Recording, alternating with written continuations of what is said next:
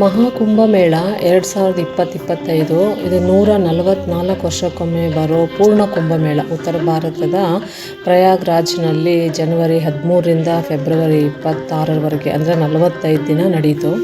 ಬಹಳ ವಿಜೃಂಭಣೆಯಿಂದ ನಡೀತು. ಇದು ತ್ರಿವೇಣಿ ಸಂಗಮ ಆದ ಗಂಗಾ, ಯಮುನಾ ಹಾಗೂ ಸರಸ್ವತಿ ನದಿಗೆ ನಡೀತಿತ್ತು ಇದು ಮಹಾಕುಂಭಮೇಳ. ಸೊ ಇದು ಒಳ್ಳೆಯ ದಿನ, 144 ವರ್ಷಕ್ಕೊಂದ್ಸತಿ ಬರುತ್ತೆ ಅಂತ ನಾವೆಲ್ಲನೂ ಡಿಸೈಡ್ ಮಾಡಿ ಕರ್ನಾಟಕ ಹೆರಿಟೇಜ್ ಟೂರ್ ಕಡೆಯಿಂದ ಬುಕ್ ಮಾಡಿಕೊಂಡು ಅವತ್ತು ಎಲ್ಲರೂ ಅಲ್ಲಿಗೆ ಹೊರಡೋಕ್ಕೆ ಶುರು ಮಾಡಿದ್ವಿ. ಸೊ ಫಸ್ಟ್ ನಾವು ಬೋಧಗಯಾಗೆ ಹೋದ್ವಿ. ಸೊ ಬೋಧಗಯಲ್ಲಿ ಒಂದು ಹೋಟೆಲಲ್ಲಿ ಅವರೇ ಕೊಟ್ಟರು, ತುಂಬ ಚೆನ್ನಾಗಿತ್ತು ಹೋಟೆಲ್ ಎಲ್ಲನೂ. ಅಲ್ಲಿಂದ ಏನು ಮಾಡಿದ್ರು, ಊಟ ಮಾಡಿಕೊಂಡು ಅಲ್ಲಿ ಸುತ್ತಮುತ್ತ ಇರೋ ಎಲ್ಲ ಬುದ್ಧನ ದೇವಾಲಯಗಳು, ಅಂದರೆ ಜಾಪನೀಸ್ ಅವ್ರದ್ದು, ತಾಯಿ, ಇಂಡೋಸೈನು, ಶ್ರೀಲಂಕಾ, ಆಮೇಲೆ ಮಯನ್ಮಾರು, ಟಿಬೇಟ್ ಅವ್ರದ್ದು, ಭೂತಾನು, ಸೊ ತುಂಬ ಹೀಗೆ ಇವರೆಲ್ಲ ಕಟ್ಸಿರೋವಂಥ ಬುದ್ಧನ ದೇವಾಲಯಗಳು ತುಂಬ ಚೆನ್ನಾಗಿತ್ತು. ಸೊ ಅದನ್ನು ನೋಡಿಕೊಂಡು ಬುದ್ಧ ಮತ್ತು ಜ್ಞಾನೋದಯ ಆಗಿದ್ದು ಬೋಧಿ ವೃಕ್ಷದ ಕೆಳಗೆ ಜ್ಞಾನೋದಯ ಆಗಿ ಪಡೆದಿದ್ದು ಅಲ್ಲಿಗೂ ಹೋಗಿದ್ವಿ. ಅಲ್ಲಿ ವಿಡಿಯೋ ತೆಗೆಯೋ ಆಗಿರಲಿಲ್ಲ. ಆ ಬುದ್ಧ ಜ್ಞಾನ ಪಡೆದಿರೋದಕ್ಕೆ ಅದು ಅಶ್ವತ್ಥ ಮರದಕ್ಕೆ ಬೋಧಿ ವೃಕ್ಷ ಅಂತ ಕರೀತಾರೆ, ಆ ಊರಿಗೆ ಬೋಧಗಯ ಅಂತ ಕರೀತಾರೆ. ಸೊ ಅದನ್ನು ನೋಡಿಕೊಂಡು ಸೊ ಅಲ್ಲಿಂದ ನಾವು ವಾಪಸ್ಸು ಮತ್ತೆ ರೂಮ್ಗೆ ಬಂದ್ವಿ. ತುಂಬ ಚೆನ್ನಾಗಿತ್ತು, ಡಿವೈನ್ ಪ್ಲೇಸ್ ಅದು. ಅದಾದಮೇಲೆ ನೆಕ್ಸ್ಟ್ ಡೇ ನಾವು ಗಯಾಗೆ ಹೋದ್ವಿ. ಆ ಗಯಲ್ಲಿ ವಿಷ್ಣುಪಾದನ ದೇವಸ್ಥಾನದಲ್ಲಿ ಪೂರ್ವಜರ ಆತ್ಮಕ್ಕೆ ಶಾಂತಿ ಸಿಗಲಿ ಅಂತ ಪಿಂಡದಾನ ಮಾಡ್ತಾರೆ. ಸೊ ನಾವು ಆ ಪೂಜೆ ಮಾಡಿಸಿದ್ವಿ. ಸೊ ಅಲ್ಲಿಂದ ಮಾರನೇ ದಿನ ನಾವು ಕಾಶಿಗೆ ಬಂದ್ವಿ. ಸೊ ಕಾಶಿ ವಿಶ್ವನಾಥನ್ ತುಂಬ ರಶ್ ಇತ್ತು, ಮಹಾಕುಂಭಮೇಳ ಅಂತ ವಿಶ್ವನಾಥನ ದರ್ಶನ ಪಡ್ಕೊಂಡ್ವಿ. ಬಟ್ ಕ್ಯೂ ಇತ್ತು. ಈಸಿಯಾಗಿ ನಮ್ಗೆ ಬೇಗ ಆಗೋಯ್ತು, ಒಳ್ಳೆ ದಾರಿ ಸಿಕ್ತು. ಬೇಗ ದಾರಿಯಲ್ಲಿ ಮುಗಿಸ್ಕೊಂಡು ಅಲ್ಲಿಂದ ನಾವು ಮತ್ತೆ ಕಾಲಭೈರವನ ದೇವಸ್ಥಾನಕ್ಕೂ ಹೋಗಿ ಕಾಲಭೈರವನ ದೇವಸ್ಥಾನನ ದರ್ಶನ ಮಾಡಿಕೊಂಡು ವಾಪಸ್ ಬಂದ್ವಿ. ಮಾರನೇ ದಿನ ನಾವು ಮತ್ತೆ ಕಾಶಿಯಲ್ಲೇ ಗಂಗೆ ಸ್ನಾನಕ್ಕೆ ಹೋಗಿ ಗಂಗೆ ಸ್ನಾನ ಮಾಡಿ ಅಲ್ಲಿ ನೋಡಿ ಬಾಬಾ ಅವರು ಒಂಟಿ ಕಾಲಲ್ಲಿ ನಿಂತಿರೋ ಬಾಬಾ ಅವರು.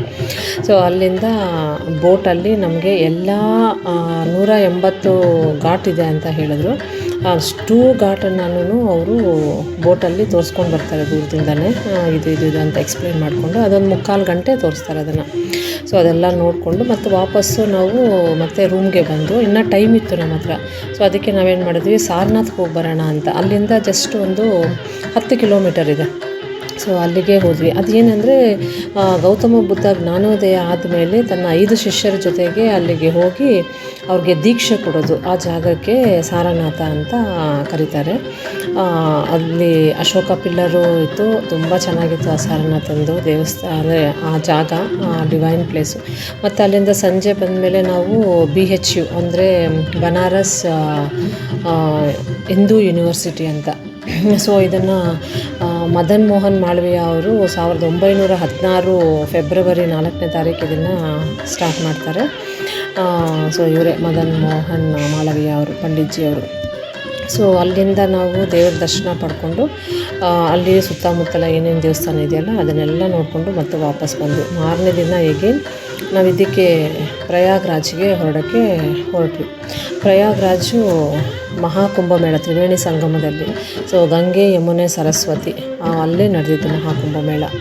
ಸೊ ಅಲ್ಲಿಗೆ ಹೋಗಿ ನಾವು ಅಲ್ಲಿ ಮುಳುಗಿ ನೀರಲ್ಲಿ ದೇವ್ರದ ಆಶೀರ್ವಾದ ಪಡ್ಕೊಂಡು ಭಾಳ ತುಂಬ ಸಂತೋಷ ಅಂದರೆ ಸಂತೋಷ ಆಯಿತು. 144 ವರ್ಷಕ್ಕೊಮ್ಮೆ ಬರೋದು. ಸೊ ನಮ್ಮ ಲೈಫ್ ಟೈಮಲ್ಲಿ ಅದೊಂದು ನಮಗೆ ಸಿಕ್ಕಿದ ಅದೃಷ್ಟ. ಸೊ ಅದರಲ್ಲಿ ನಾವು ನೀರಲ್ಲಿ ಮುಳುಗಿ ದೇವರಿಗೆ ನಮಸ್ಕಾರ ಮಾಡಿಕೊಂಡು ಸೊ ಅಲ್ಲಿಂದ ನಾವು ವಾಪಸ್ಸು ಬಂದ್ವಿ ಎಲ್ಲಿಗೆ, ಬಸ್ ಹತ್ರಕ್ಕೆ. ಅಲ್ಲಿ ಅವತ್ತೇ ಉಳ್ಕೊಂಡಿದ್ದು, ಪ್ರಯಾಗ್ರಾಜಲ್ಲೇ ಉಳ್ಕೊಂಡು ಮಾರನೇ ದಿನ ಬೆಳಗ್ಗೆ ನಾವೇನು ಮಾಡಿದ್ವಿ, ಇದು ಬಡೆ ಆಂಜನೇಯ ಪ್ರಯಾಗ್ರಾಜಲ್ಲೇ ಇರೋದು.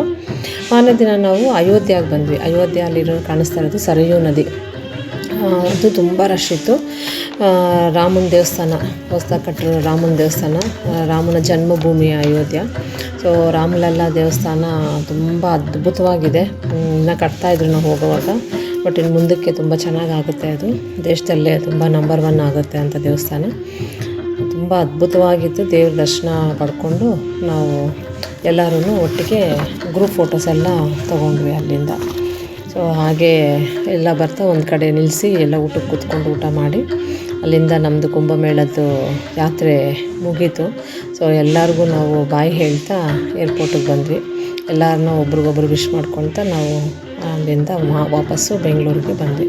ಸೊ ಇದು ನಮ್ಮ ಜೀವನದಲ್ಲಿ ನಡೆದಿರೋ ಒಂದು ಅದ್ಭುತ. Thank you. ಧನ್ಯವಾದಗಳು. ಶಾಂತ.